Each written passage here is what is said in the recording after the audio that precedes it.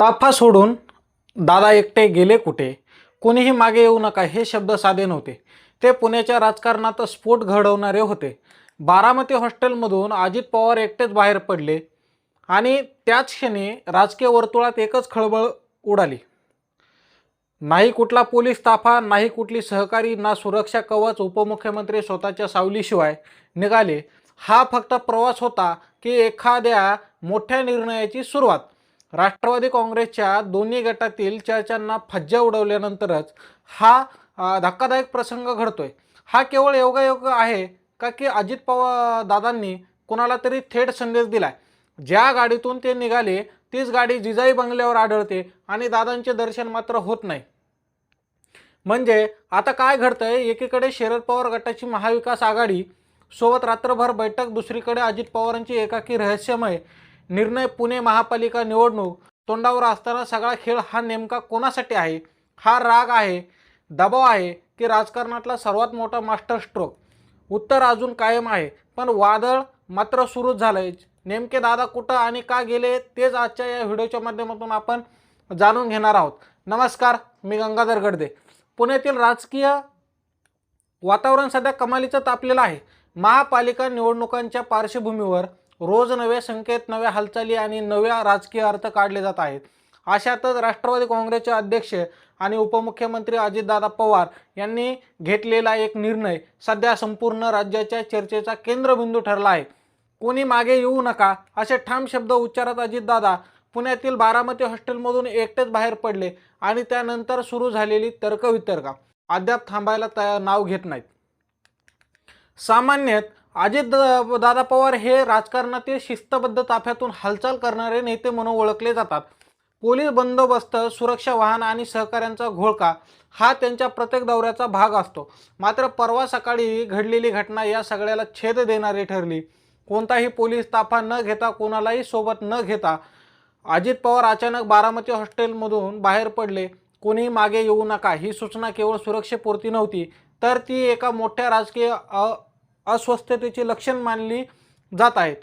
ही घटना अशा वेळी घडली जेव्हा राष्ट्रवादी काँग्रेसचे दोन्ही गट पुन्हा एकत्र येण्याच्या चर्चेवर पूर्णविराम लागल्याचं स्पष्ट होत आहे. पुणे महापालिका निवडणुकीसाठी अजितदादा पवार गट आणि शरद पवार गट यांच्यातील वाटाघाटी शुक्रवारी निर्णायक टप्प्यावर होत्या. जागा वाटप, चिन्ह आणि नेतृत्व यावर तोडगा न निघाल्याने ही चर्चा अखेर फिसकटली. या अपयशानंतरच अजित पवार यांचा हा एकाकी निर्णय अधिक अर्थपूर्ण ठरतो. सूत्रांच्या माहितीनुसार राष्ट्रवादी शरदचंद्र पवार पक्षाकडून प्रवक्ते अंकुश काकडे, माजी खासदार वंदना चव्हाण आणि माजी स्थायी समिती अध्यक्ष विशाल तांबे हे अजितदादा पवार यांच्या भेटीसाठी गेले. या भेटीत अजितदादा पवार यांनी स्पष्ट अट घातली, सर्व उमेदवारांनी घड्याळ या चिन्हावरच निवडणूक लढावी.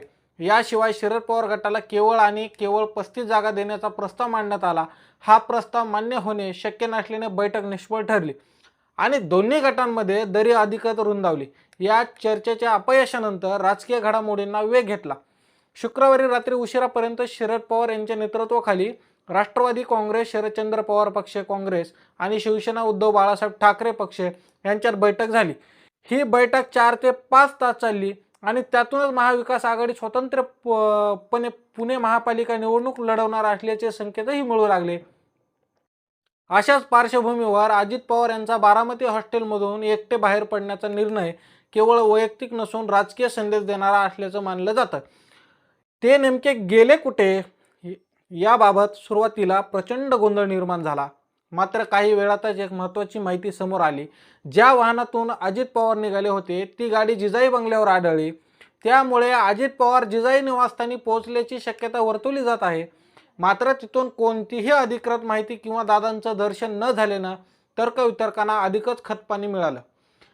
राजकीय वर्तुळात या घटनेचे वेगवेगळे अर्थ लावले जातात. काहींच्या मते हा अजित पवारांचा अंतर्मुख होण्याचा क्षण आहे.